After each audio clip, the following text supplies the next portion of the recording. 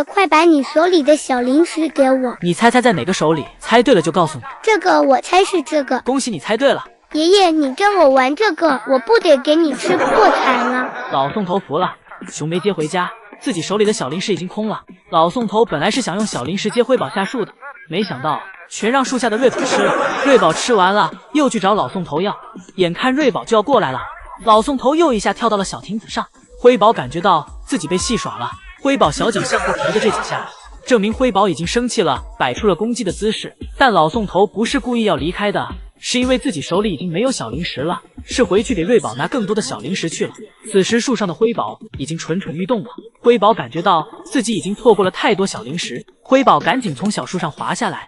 而就在这个时间里，瑞宝又多吃了一块小零食。终于辉宝过来了，老宋头心想，终于能给辉宝喂上一块了，不然姨姨们该说我偏心了。老宋头喂完小零食离开，一会儿姐妹俩吃完后面面相觑了一下，仿佛在对彼此说自己没吃够。瑞宝跑到了爷爷的门口，让爷爷再来点。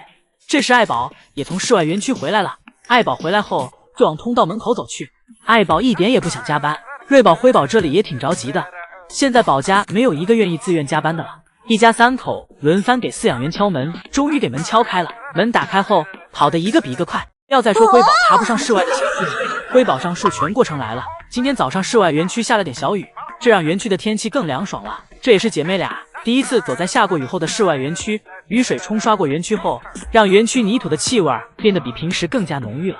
姐妹俩出门后就是先四处熟悉了一下园区。辉宝在坡下探寻了一圈后，直接来到了小亭子上。辉宝站在小亭子的扶手上，探头看了看上面，看到了小亮台上的竹子。辉宝在竹子的诱惑下开始往树上爬，前爪用力抓，后脚用力蹬，3、2下就到了第一个树杈。辉宝在小树杈中稍微休息了一下，并给自己重新调整了一下姿势，接着开始继续攀爬。辉宝一脚踩住树杈上的鼓包，后背同时紧靠住身后的树干。因为腿短，这里辉宝没办法像瑞宝一样直接跨上去。辉宝紧紧倚靠在身后的树干上，尽可能的让自己往上挪动，直到脚上没有着力点了。辉宝小手紧紧抓着平台，小脚腾出一只，踩在旁边的树干上，接着另一只小脚抬高迈出。辉宝给自己的小短腿发挥出了前所未有的力，一下就迈了上去。这一下，姨姨们再也不能说没看过辉宝爬树的样子了。辉宝爬上树后，在小亮台上高高站了起来，感觉到树上有点过于凉爽了，可以说是有点冷了。然后辉宝抱着小树干又滑了下来，小动作很是丝滑。爱宝这里就只负责吃，给上面小亭子上的竹子吃完后，又来到了下面。辉宝从树上下来后，跟着姐姐在园区四处玩耍。突然辉宝听见通道门口传来动静，辉宝意识到是爷爷要来了，辉宝赶紧跑回来，这次直接给辉宝激发出了前所未有的潜力。这动作丝滑到瑞宝看了都得拍手叫好。辉宝不想下班，心想躲在树上爷爷就够不着自己了。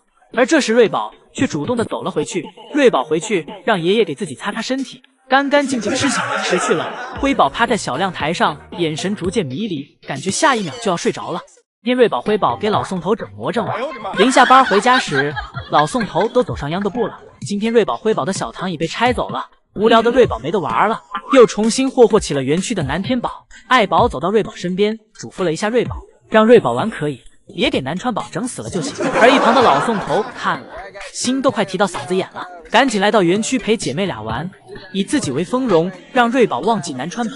老宋头给姐妹俩在小亭子上表演起了秧歌步。节目演完，老宋头又给姐妹俩去拿来了小零食。虽然老宋头给小零食藏在了身后，但这并不管用，早已被瑞宝辉宝看穿。手中有小零食的老宋头对于拿捏瑞宝辉宝可谓是手拿把掐，让瑞宝辉宝来哪他们就来哪。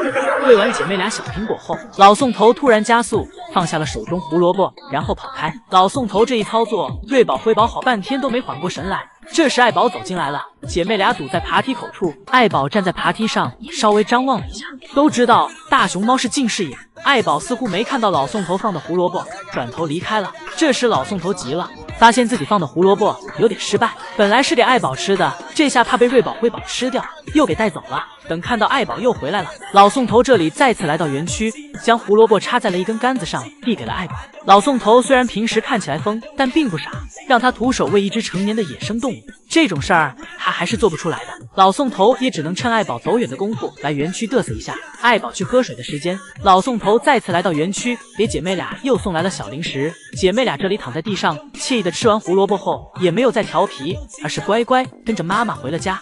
原来瑞宝、辉宝第一次见他们的小躺椅，并不是在园区，而是在去往室外的通道里。还是老宋头会整活。老宋头先是让瑞宝、辉宝去室外园区玩耍一会儿，然后自己开始安装小躺椅。姐妹俩连续1周的出门，现在对室外园区已经完全接受了。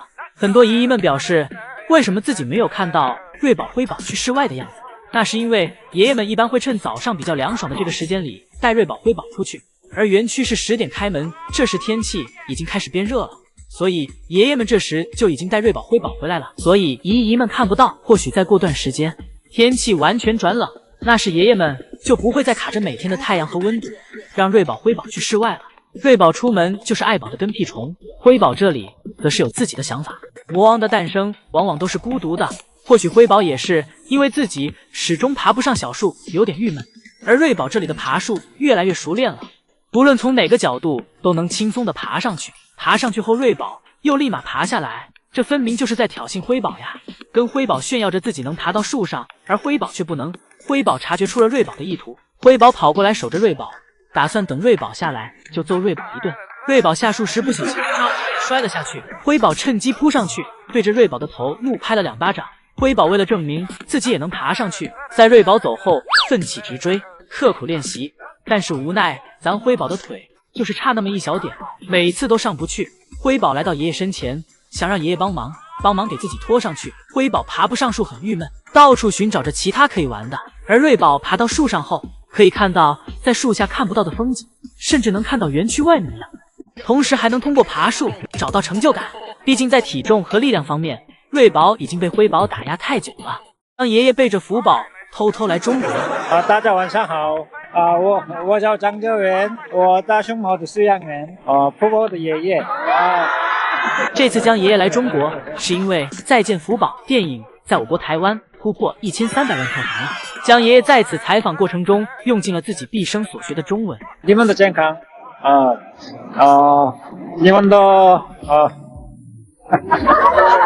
太感谢你们。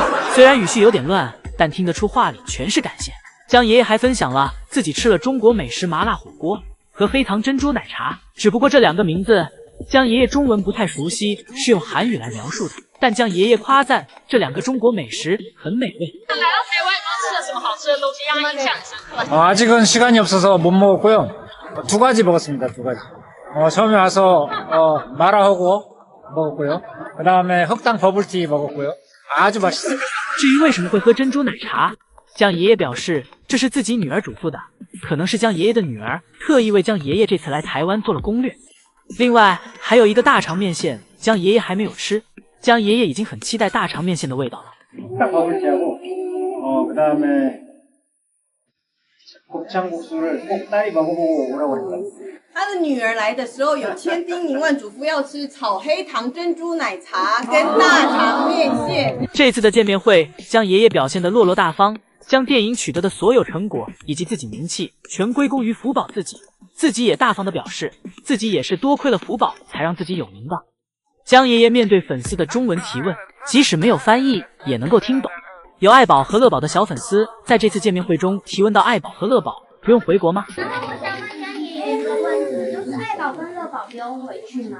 아이바오 러바오는 일단은 2010년에는 한국에 있고 그 다음에 어떻게 될지는 그때 봐야 돼요. 네. 爱宝目前到2029年。这时江爷爷又打断主持人，表示是自己搞错了，那其实是自己退休的年纪。 2029년은 신가는 날이에요. 那是他退休的年纪。他是到31年，2031年可以待在韩国，那之后还要再看状况。江爷爷无意间透露了自己的退休时间，或许也意味着江爷爷无法陪爱宝和乐宝走完在韩国的全过程。除此之外，也期待江爷爷这趟的中国之行会再去看望一下福宝。